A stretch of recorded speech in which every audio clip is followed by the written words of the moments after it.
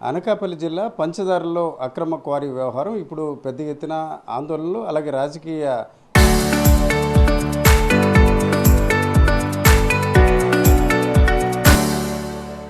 విభేదాలు విమర్శలకు దారితీస్తుంది. ఇప్పటికే ఆ ప్రాంతానికి చెందిన జిల్లా కలెక్టర్ దానిపై ఒక ఎంక్వైరీకి ఆదేశించారు. అదే సమయంలో చూసుకుంటే ఆర్టీవీని కొందరు ఆశ్రయించారు.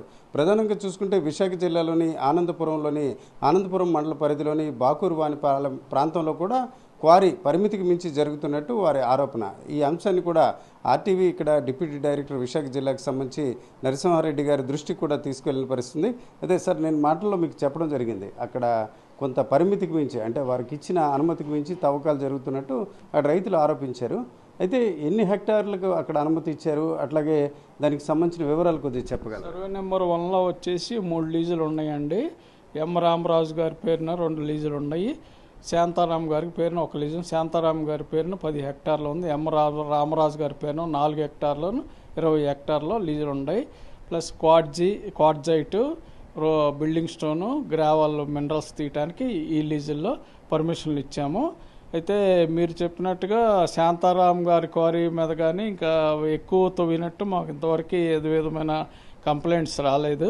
ఇది వచ్చినాయి కాబట్టి అవి పరిశీలిస్తాం. సరే, ఈ లీజు ఎంతకాలం గడువు ఉంది? నెక్స్ట్ అక్కడ ఏంటి అంటే అక్కడ ఉన్న గ్రావెల్ అట్లాగే ఉందా, ఇంకేమైనా? సంవత్సరంలో 2033 వరకు ఇచ్చామండి. 2033 వరకు ఇచ్చాం. అన్ని స్టాట్యూటరీ అనుమతులు ఉన్నాయి. సరే, ఇప్పుడు రైతులు మా దృష్టికి తీసుకురావడం జరిగింది, నేను మీ దృష్టికి తీసుకొచ్చాం ఇట్లా జరుగుతున్నట్టు. అంటే అందులో నిజాలు అన్నది మీరు వెరిఫై చేస్తే తెలుస్తుంది. అట్లాంటి ప్రయత్నం ఏమైనా చేస్తాం. ఇది డిప్యూటీ డైరెక్టర్ నరసింహారెడ్డి గారు. వాస్తవానికి చూసుకుంటే వారి దృష్టి కూడా ఇప్పటి వరకు అక్కడ జరుగుతున్న తవ్వకాలు అంటే రైతులైతే పరిమితికి మించి తవ్వకాలు జరిగినట్టు ఆరోపణలు చేశారు. అయితే ఆ అంశాన్ని ఆర్టీవీ ఆయన దృష్టికి తీసుకురావడం జరిగింది. ఇప్పుడు తాజాగా అంశం తమ దృష్టికి రావడంతో దీనిపై త్వరలోనే ఆ ప్రాంతాన్ని పరిశీలించే ప్రయత్నం చేస్తామని చెప్తున్నారు.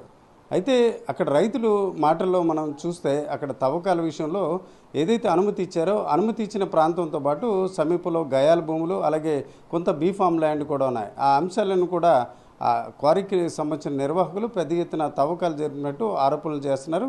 ఈ దశలో గతంలో ఆనందపురం ఉన్న ఎంఆర్ఓ కూడా ఫిర్యాదు ఇచ్చినట్టు తెలుస్తుంది. ఈ దశలో ఇప్పుడు మనం మైనింగ్ అధికారుల దృష్టికి తీసుకువెళ్ళాం, వారు కూడా దీన్ని విచారణ చేపడతామని చెప్తున్నారు. Camera person తిరుపతితో Ramachandra Rao, RTV, Visakhapatnam.